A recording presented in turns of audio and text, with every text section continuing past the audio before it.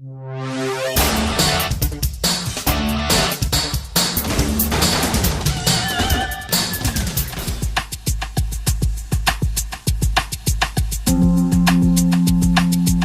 la 52 edició de la Fira del Llibre de València ha arribat el moment de parlar de teatre i ho fem en Xavo Jiménez, que ens presenta Pènef i Llopis, dos treballs que han sigut publicats per el Petit Editor. Xavo, benvingut.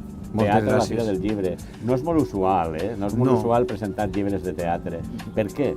No, de fet, ho estàvem parlant en la presentació, la tasca del Petit Editor dient, bueno, anem a publicar dramaturgs i dramaturgues valencianes, és una fita històrica perquè no hi ha, excepte jo crec que a Lupa, Bromera i poques editorials es dediquen al teatre, perquè el teatre evidentment és per a veure-lo.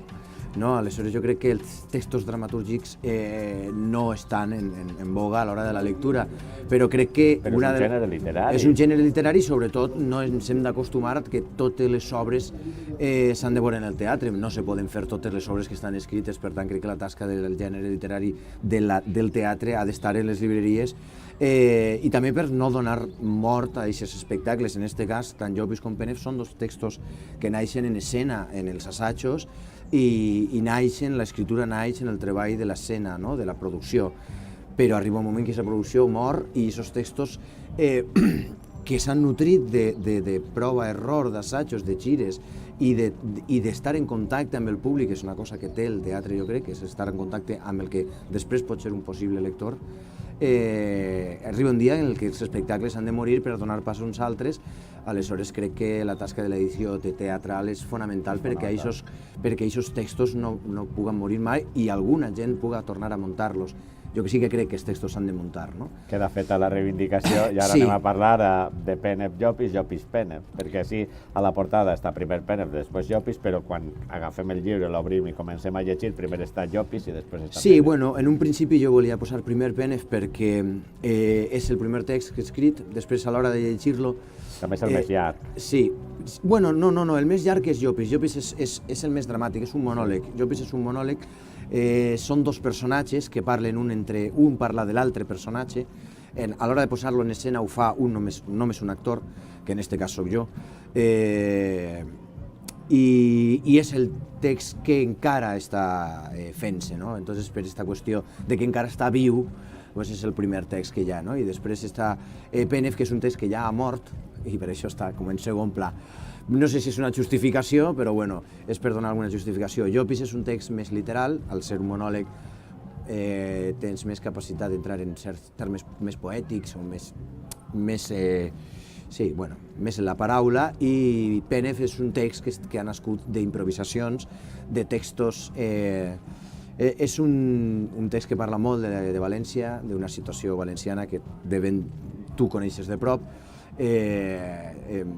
un ex-treballador de Canal 9 que vivia en la cresta de l'Ona i en el tancament de la televisió es veu abocat a tornar a, entre cometes, si se'm permet, ser del muntó, no? Perquè abans era com que veies partits en el pal Covid. No?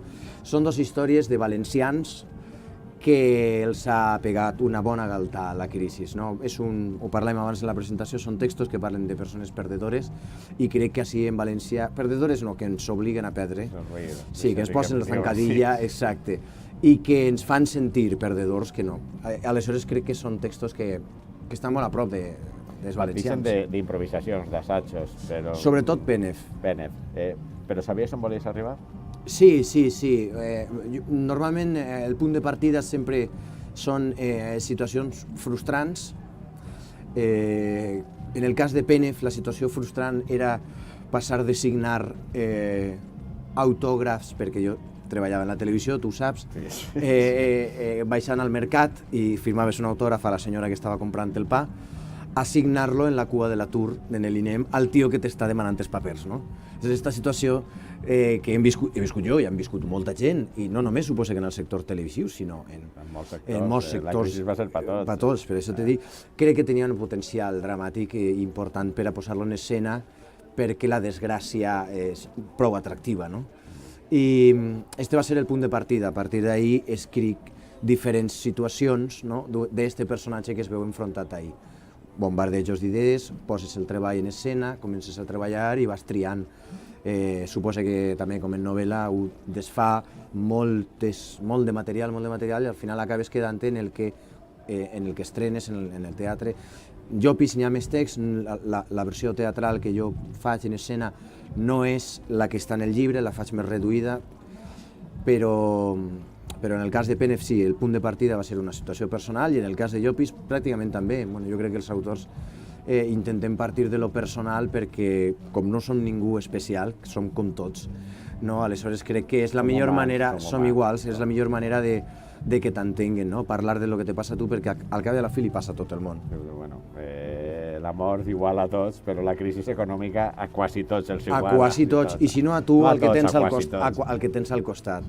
I si no a tu, i si l'has provocada tu, la crisi econòmica, i tu estàs de puta mare gràcies a la crisi econòmica, també t'has de sentir reflectit, i en aquest cas, estos textos, sobretot el de Pérez, és una venjança, aleshores que hi ha gent que s'alça del teatre. Has parlat d'aquest moment en què tu comences a partir d'improvisacions, però tu has fet un poc el treball a l'inversa. Normalment és el text el que se fa i després passa a l'actor, passa al muntatge. Sí. Com ha sigut aquest camí a l'inversa? Perquè fa l'espectacle i l'espectacle després a blanc sobre negre. I perquè jo soc... El meu ofici és el teatre, no la literatura ni l'escriptura. Això és casual.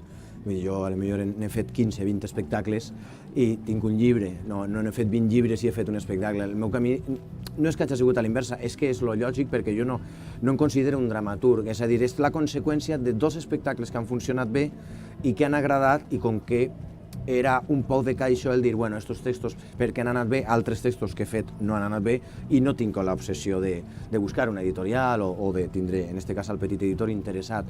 Crec que el procés és a l'inversa perquè és una qüestió natural.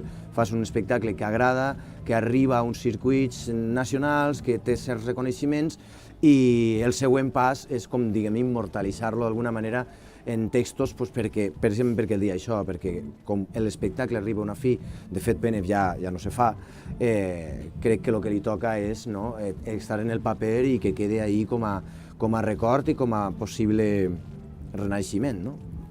Perdurabilitat segura. Exacte. Perdurabilitat segura. Pérez, Llopis, 2 treballs de Xavo Jiménez que han sigut publicats per el petit editor dins de la seva col·lecció de teatre. Enhorabona, benvingut al món de la literatura del negre sobre blanc, i espero que te quedes. Espero que sí, per escriure no serà. Gràcies.